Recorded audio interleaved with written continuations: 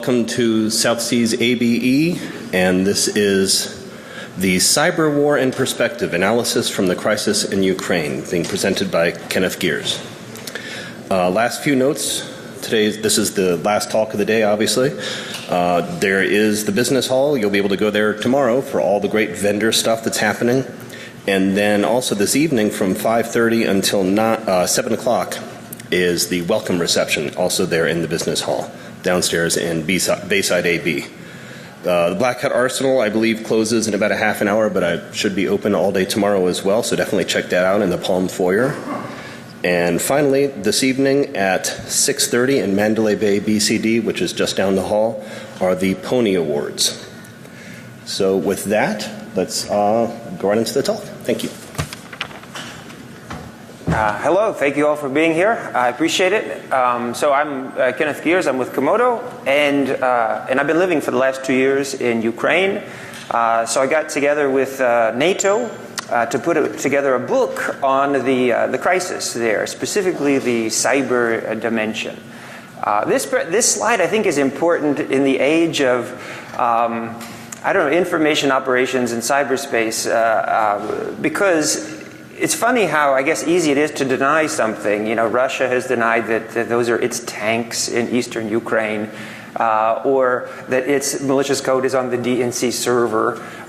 In this case, you can see that a lot of people showed up for this event, and it looks pretty much like a revolution, I would say, if you get that many folks together. Now, in their pockets, all of these people have a cell phone today. These are not lighters, and this is not a Journey concert. And the thing is all of these are basically small supercomputers, right? That can be targeted for, the three basic forms of cyber attack, right? As reading your stuff, stopping you from reading your stuff, or changing your stuff, right? Because we all basically are looking at this little device all day, and we're using it not only to show that we're participating in a revolution, but we use it to get information from our friends and our government. Now, during Maidan, also on the street, the attacks were targeted enough that people on different streets got different messages. You're getting too close to the presidential palace, etc.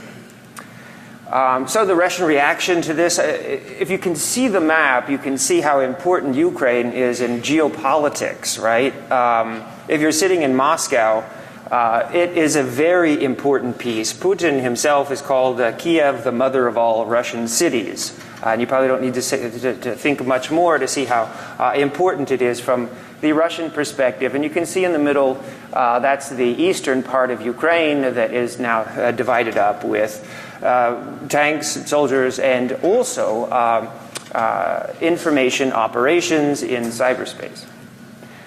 So this is the NATO Cyber Center. If you haven't been there, I've been associated with it since well before its beginning. I moved to Estonia in 2007 to help put together the Cyber Center, actually in which my move coincided with the cyber attacks of 2007, actually, that took place there, that were a broad denial of service against the country, and one of the first sort of uses of cyber warfare, let's say, tactics for international coercion between nation states.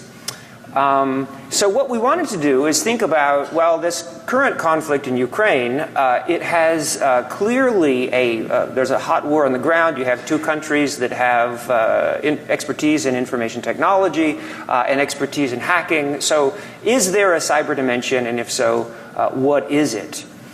There's a lot of open questions. Does cyber war even exist? And if so, how do we manage it? That's the international norms part. Which is really important, particularly since hacking is not really something you can do overnight. And so that means militaries are kind of faced with the uncomfortable task of hacking a lot in peacetime in order to get ready for theoretical wars that may never happen. right? So think you're, Colonel so-and-so, and you're responsible for, for making sure that the adversary doesn't surprise you, or that you can take down the adversary in some possible war. That's your challenge, and there's going to be a lot of hacking involved, because that's what people do, whether you're a student or a professor or a soldier or a spy today, right? So here is the Warsaw Communique just from last month, right? There was a big NATO summit, I don't know if you saw this in the news, in Poland. And basically they adopted the notion, just as has the United States and many other countries, that cyberspace is a domain of warfare. You may agree with that, disagree with it, but it doesn't really matter. Basically the world's most powerful military alliance got together and said it is so, right? So you can see clear, as harmful as conventional attack, this will be a core task, and this is a domain of ours. And you can see how big the space is and how many countries are involved. So if you were in charge of that huge space of defending it against an adversary, you can imagine the kinds of things the kinds of briefings you're getting and the kinds of planning sessions you're having. It's going to be big. So there are a lot of cyber war skeptics out there, and that's fine. That's a good thing. But so I thought, well, I would just go back to kind of some basic literature. And I did this for actually numerous countries. And I just decided to pick out the U.S. Army manual because it just may be the most relevant to the audience here. And also, I was in the U.S. Army. 1993, I went into Signals Intelligence School, et cetera, et cetera. So these are direct quotes from FM. If you're from the Army, you'll recognize the FMs. 338 from 2014. So you can see that from a military perspective, the idea is to use cyberspace to project power, to not only take on the enemy, but the adversary. And that word is a little bit more vague, and that also is interesting because with hacking, you're going to have to hack your way through a lot of civilian infrastructure, a lot of third-party countries, in order to get to your target, right? So it's possible to cause physical damage, and it's not just tangible, but it's more intangible in the sense of who you're going after and what you're going after. So not only a thing like a network, a router or something, but a cyber persona that may be, in different websites, in different servers, in different parts of the world. This makes the challenge, of course, very interesting from an attacker or defender's perspective. And within public infrastructure, right? So it's possible that the military attacks will take place in an environment where hospitals and schools and government services may be affected. Now, on the Russian side of things, since we're going to talk a little bit about Russia in this presentation, it's important to just, and this could be from any country's perspective, right, that computer network operations, they're just a piece in a larger puzzle. Right? The way it works in Washington, a lot of you, I'm sure, are also from Washington, you have these things called national security requirements. And they come from the White House. And the White House says, today, Syria is important to us, Russia is important to us, the South China Sea is important to us. And these things filter down into agencies, right? And they put them in their own language and use their own means and methods to get this information. Or to do something relative to that national security requirement.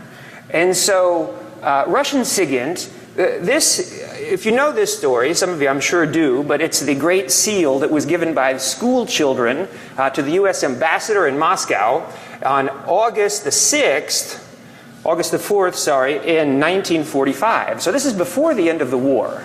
And this is a phenomenal piece of technology. Right? So the ambassador was so proud of this, he put it above his desk. It sat there for years. And it was so sophisticated, even from 1945, that the Russian intelligence could remotely turn it on and listen to all the conversations in the ambassador's office. Right? Did so for years. So there's Russian planes and trawlers and of course first-class militaries, they all have these. As well as if you've read any of the latest books on cyber espionage, you'll see that there is a healthy human aspect to computer network operations. right? You may have a network that is air-gapped, or you may have a network that we don't know anything about, let's say.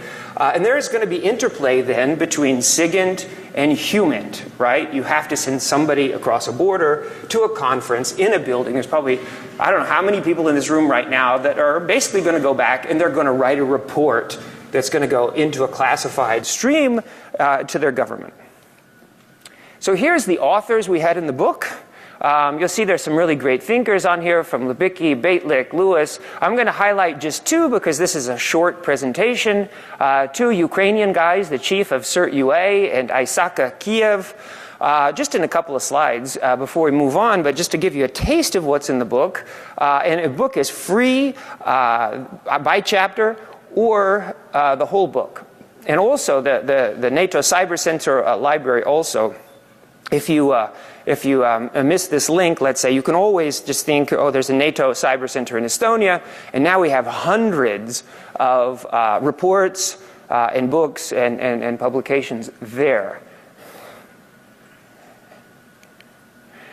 So the chief of CERT-UA basically made the case that as geopolitical tension rose in the country, so did the volume and sophistication of cyber attacks. Right? And so this is not surprising, I think. If you're the president or you're a general and you're about to go to war, well, you're going to start levying these security requirements on your people, right? And they're going to start doing them, right?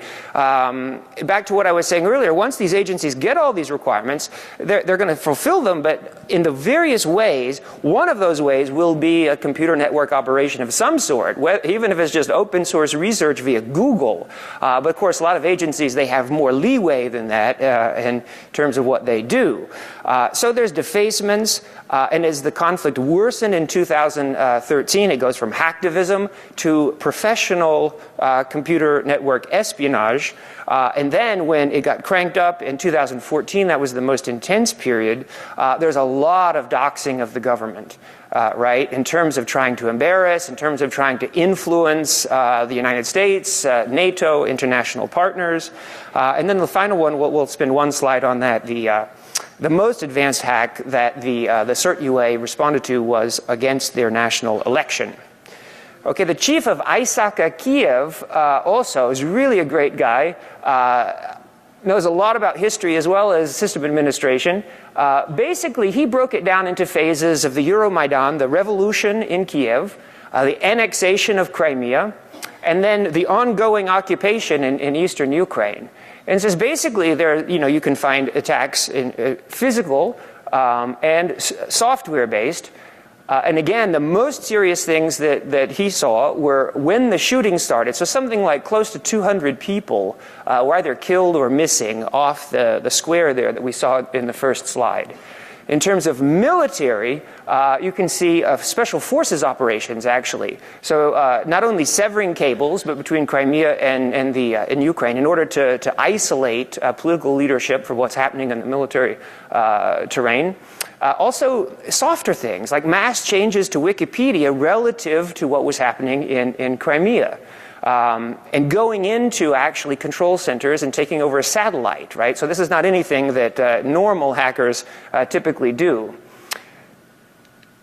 So I'm going to go through some of the big events that happened during the course of the conflict, just so you can see that there's a bureaucratic nature to hacking, and that's when you kind of know it's an APT, right? If it's not something that happens once, well, then you really don't know. But if it's something that comes again and again over time, well, then you know there's probably some kind of an intelligence bureaucracy behind this. So this was an interplay. Again, I want to speak to a continuum here of cyber and real-world stuff, and things are going to go back and forth all the time and increasingly in the future. And then if you've seen Ghost in the Shell, right, by 2029, you can't even tell the difference between the two anymore. So that's probably where we're going. But in this case, so this was signals intelligence snatching sort of two U.S. diplomats, their communications off, POTS or plain old telephone system of some sort, right, cell phone, and then basically uploading this to YouTube and announcing it on Twitter, right? And this was embarrassing. If you remember, there were some not nice things said about other countries, and basically a very frank discussion between two seasoned diplomats. But the intent of whoever snatched this information and released it into social media was to embarrass the United States and create divisions between Ukraine and Western Europe. So here is the election hack that the chapter by the CERT chief goes into in some detail, but here's basically the highlights. And again, you can see that this is not something that a lone hacker would probably be capable of. But there was a serious reconnaissance, an admin access, possible zero-day. And then, once they're in the system, and so they can manipulate the system at will according to who wins. Now, there are paper ballots, right, of course, in Ukraine, and skeptics would say, well, the hackers couldn't change the result of the election.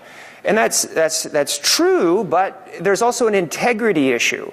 And there's the issue of trying to influence an election perhaps before the election's over, such that you can tip it one way or another. And when it comes down to so many elections do, to 51 to 49%, then you think, well, maybe I could, as a hacker, influence this thing. And finally, as soon as the elections were announced on the election website, and somebody who got very, very few votes actually was announced the winner. It was the far-right candidate, right? And this is what Russia tries to build up in Ukraine, that it's a government of Nazis and fascists. It was immediately broadcast on Russian television, right? So this is a kind of coordinated campaign. So here's the electricity grid attack of Christmas. And as you've probably seen, this also is an attack that requires time and effort and a team, mission-oriented approach. Right? So, it's from the spear phishing to the back door, disabling backup power, telephone denial of service against the call centers. So this is a logic bomb as well to start wiping computers like 45 minutes into the affair. So this is something that takes time and effort to do. And the CERT chief basically said this is the most, during his tenure at the CERT, was the most sophisticated attack that he had seen. And some of the analysis that's out there basically says the same thing in that, it's not just the malware, but it's the intent, it's the timing, it's the creativity, it's the effort, that overall effort involved. So in terms of infrastructure, of course, there's a lot of interesting things that happen. Everything's connected now, even billboards. So this is in St. Petersburg, Russia. So smart TVs in Ukraine were hacked, right, to display Russian propaganda. And the billboard, this one, in St. Petersburg, Russia, was hacked to display Ukrainian propaganda. So if you don't speak Russian, this is, please forgive us, Ukraine, for having attacked you. Now, there's again this interplay between cyber and non-cyber, or whatever you want to call it. But now all of us, this is one of the things I want to impress upon everyone in this room. You probably already know it, but we are all now intelligence analysts. Right? Because you have a computer with an internet connection, you have, in real sense, you have as much access to information as President Obama does. Right? So the NSA and the CIA, they've got certain compartmentalized things that give specific tactical updates, but the big picture issues, honestly, NSA and CIA don't know any more than does the New York Times and The Economist, right? Or do you, if you're a good researcher? So here, what we can see is that researchers, they're putting together photographs of tanks from the World Wide Web that the photographs basically locate them in Russia and locate them in Ukraine. So if Moscow says we have not invaded Ukraine, or as Donald Trump said the other day, Russia is not going to invade Ukraine, you can prove it, right? At least to the extent of putting together this research and citing your sources and making your case. If you haven't seen this, you should see it on Vice News. This is a tremendous story. This reporter on the right basically follows a Russian soldier all the way from the Chinese border, from his home to his training camp in Russia, to crossing the border into Ukraine, and to this is a small town in Ukraine where he basically was involved in military operations. So this is tremendous. He probably takes at least a dozen pictures following this soldier all the way from his base all the way back to his home in eastern Russia. Social media as well. Be aware, when I ask my students in Kiev, so I teach a class at the university in Kiev, do they see reflections of information operations within their social media space? Immediately every hand is raised. And this is a famous case in which there was a fire in Odessa, which is on the southern coast of Ukraine. And immediately there was a lot of political conflict around this fire because people died, right? And so this guy, Igor Rozovsky, basically said, I'm a doctor trying to help people, but the government won't let me. All these people are dying around me, etc., etc. And he's calling them fascists, which is a real key word in this part of the world, right? Where World War II, at least from a Russian perspective, is rightfully so the biggest moment perhaps in most of living memory, let's say. So, but as researchers try and see who this guy is, it turns out that there is no such person, and the Facebook account had just been created, and the picture was from a dentist in some other part of Russia. Right? So what does that mean? This is an information operation that is maybe tactical and certainly not decisive in any kind of war scenario, but it depends. I mean, if you have a large effort, moving things forward on many different fronts, then you have some kind of a cyber war element to what is happening in international relations and international conflict. So I live in this neighborhood. I don't know if you saw this. This was just a couple of weeks ago, but it was a prominent Belarusian journalist who moved to Moscow because he was afraid of what was happening in Belarus, and then he moved to Ukraine because he felt too much pressure in Russia. And so this is my neighborhood. I eat just to the left of this, and my daughter basically takes dance just behind this event. But he was at his girlfriend's house a couple of weeks ago, and he got up in the morning, and he's driving and just past McDonald's here on the right, and his car blows up. Right? So this is still a part of the world where he is not alone. There are many journalists, and there's serious human rights implications for everything. And so including being an online journalist. So in the whole debate over Big Brother and in surveillance and all this stuff, it's really important to appreciate where you live if it's a relatively open, free society, but also remember that it's a big world and that it's really important, I think, to kind of limit the power of government in cyberspace, because there are plenty of governments who will abuse it without hesitation. So cyber war in perspective, I wowould say that there is some kind of a continuum, and it's hard to put your finger on it, and it's going to be moving quickly, between, that's where, you remember, I'm sure some of you do in this audience, the JTF, CND, that then moved to CNO, then greater autonomy. It's basically when you're doing cyber defense, there's an active defense piece, and you're going to be basically doing a lot of things that might be offensive in nature. I mean, there was just in this morning an article in the paper, and basically the CIA official who's speaking in Aspen at their security conference said, well, we've got to get the guys before they get to CIA. So that's why a lot of our counter cyber efforts are involved in getting in these groups and seeing what they're going to do before they do it. So let's look at this, speaking of CIA, the confidentiality, integrity, and availability. So in Estonia in 2007, you could say that this was an availability issue, right? It was a massive DDoS sort of broadside against the country. In Ukraine, I think there's a lot of integrity issues.